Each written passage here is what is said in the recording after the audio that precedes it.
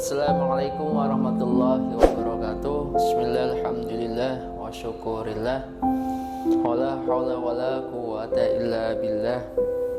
Alhamdulillah rabbil alamin. Di kesempatan yang baik ini kita masih diberikan kesehatan, kita masih diberikan kemudahan untuk menjalani aktivitas kita, menjalani rutinitas kehidupan kita. Semoga apa yang kita jalani, semoga apa yang kita kerjakan di hari ini menjadi bagian dari ibadah kita kepada Allah Subhanahu wa taala untuk mencapai tujuan kita, tentunya untuk mencapai cita-cita kita. Cita-cita yang tidak hanya termanifestasikan, cita-cita yang hanya di dunia, tapi memiliki cita-cita yang dapat kita relevansikan untuk tujuan di akhirat nantinya. Amin. Tidak lupa pula sholawat serta salam kita sanjungkan kepada baginda Rasulullah Sallallahu Alaihi Wasallam. Harapannya kita nantinya selalu mendapat syafaatnya di hari kiamat, dan mendapat syafaat baginda Rasul tidak hanya ketika kita hanya melakukan aktivitas saja, tapi kita selalu mengingat, menyanjungkan sebuah sholawat kepada Rasulullah Sallallahu Alaihi Wasallam kapanpun dan dimanapun, bagian dari rasa cinta kita kepada baginda Rasul. Di kesempatan yang baik ini ada satu konsep yang ingin saya sharingkan, satu sebuah pemikiran yang ingin saya sampaikan tentang konsep LOA. LOA itu Law of Attraction, atau yang sering orang lain katakan adalah hukum tarik menarik. Nah, terkait hukum tarik menarik, sebelum saya jauh membahas tentang konsep LOA yang akan saya bagi menjadi segmentasi. Segmentasi yang pertama dalam konsep LOA dalam bukunya The Secret, yang pertama adalah konsep belief. Belief itu yakin. Konsep yang kedua adalah konsep ask meminta, dan konsep yang ketiga adalah konsep receive menerima.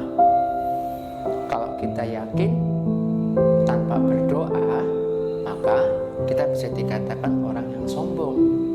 Keyakinan itu keyakinan yang palsu. Begitu pula sebaliknya, kalau kita tanpa yakin tapi kita dengan cara meminta, maka itu dikatakan bohong, karena kita hanya mendasarkan pada sebuah doa saja tanpa sebuah keyakinan dalam berikhtiar untuk mencapai tujuan tertentu yang kita harapkan. Oke, terkait LOA, pernahkah saudara mempunyai cita-cita tentang A, tapi sampai saat ini apa yang kita cita-citakan A itu belum tercapai, bahkan absurd, nggak jelas?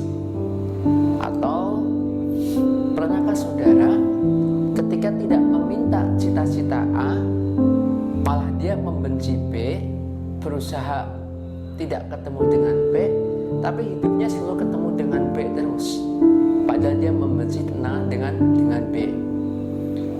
Terus yang ketiga, pernahkah saudara meminta sesuatu, mengangan-angankan sesuatu, tapi justru kita nggak mendapatkan hal itu, malah kita mendapatkan apa yang tidak kita angan-angankan. Kita mengangan-angan meminta A, justru kita mendapatkan B. Kita berangan-angan membenci C, justru malah C itu yang mendekat pada kita. Hakikatnya kenapa sih? Apakah Tuhan tidak mendengarkan doa kita? Apakah Tuhan tidak sayang dengan kita? Apakah Tuhan tidak mengharapkan atau membenci kita, atau tidak menginginkan apa yang kita minta, apa yang kita butuhkan bisa kita laksanakan, bisa kita terapkan, bisa kita dapatkan? Bukan seperti itu. Bukan Tuhan membenci kita. Apakah salah dengan Tuhan? Tidak, Tuhan tidak salah. Kalau salah, nggak mungkin dia akan menciptakan kita. Apalagi menciptakan kita dengan keadaan sempurna, dalam kondisi fisik yang sempurna. Laqad khalaqnal insana fi ahsani taqwim, semua diciptakan dengan sempurna. Lalu apa yang salah? Cita-cita kita, bukan? Cita-cita kita tidak salah. Selama itu hal kebaikan yang Allah izinkan, yang Allah kabulkan, yang Allah diperbolehkan, it's okay, nggak masalah. Tapi kenapa tidak tercapai? Mari kita perdalam dengan konsep loa. Konsep loa yang saya sampaikan di awal yaitu konsep tentang belief. Belief itu adalah yakin. Yakin untuk apa? Yakin untuk mencapai sebuah tujuan kita. Yakin untuk mencapai cita-cita kita. Mari kita flashback sejenak tentang konsep keyakinan. Sering kita mengatakan bahwa kamu yakin, ya saya yakin dalam tataran lesan.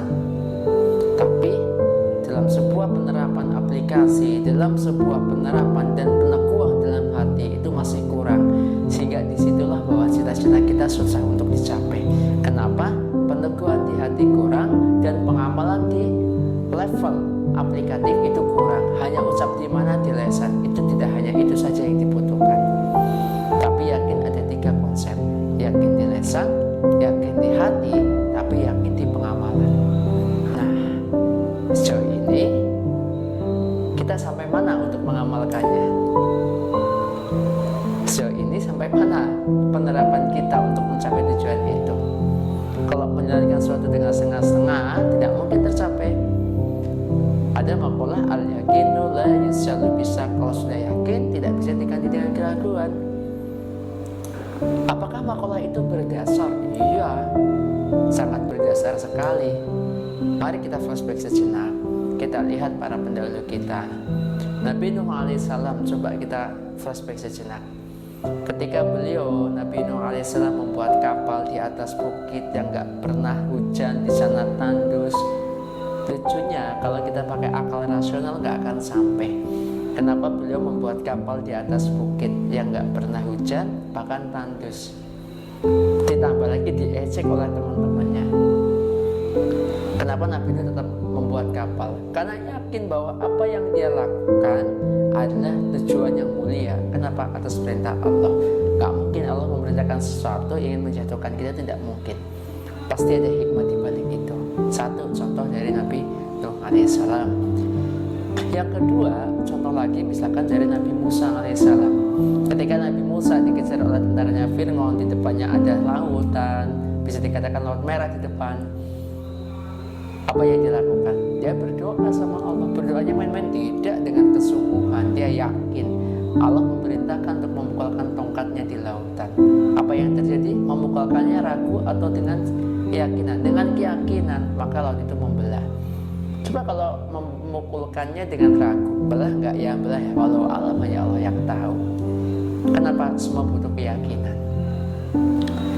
Makalah tadi yang saya sampaikan dengan konsep keyakinan tadi, bahwa hakikatnya kita meyakini sesuatu tidak hanya berdasarkan pada niat di awal, tapi dalam penerapannya harus kita ingat di niat itu. Kenapa? Karena ada riset dalam kehidupan kita. Setiap orang pasti punya cita-cita, setiap orang pasti punya tujuan.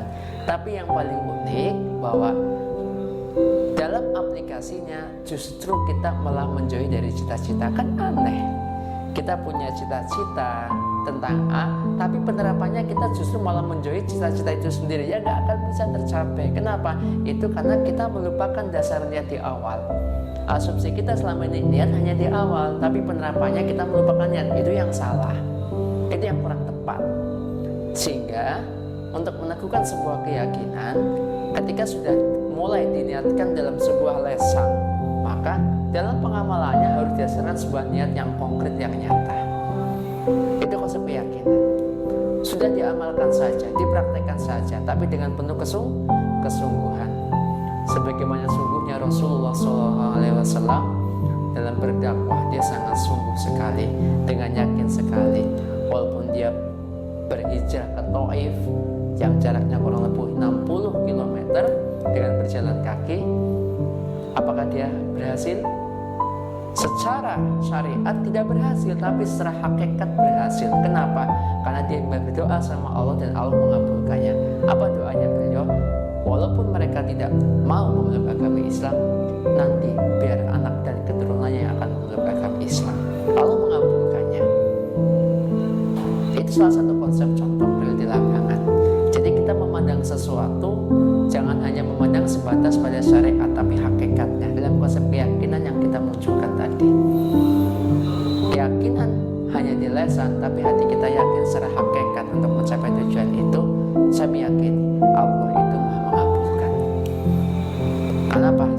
dasar keyakinan yang kita munculkan itu akan menjadi kuat dan menentukan hati kita. Prakteknya selalu diucapkan keyakinan itu di setiap paginya, dan setiap kesehariannya kita ucapkan kalau kita ingat, atau letakkan keyakinan dasar keyakinan itu di tempat-tempat yang mudah terlihat. Saya meyakini itu sangat konkret sekali akan muncul di lapangan.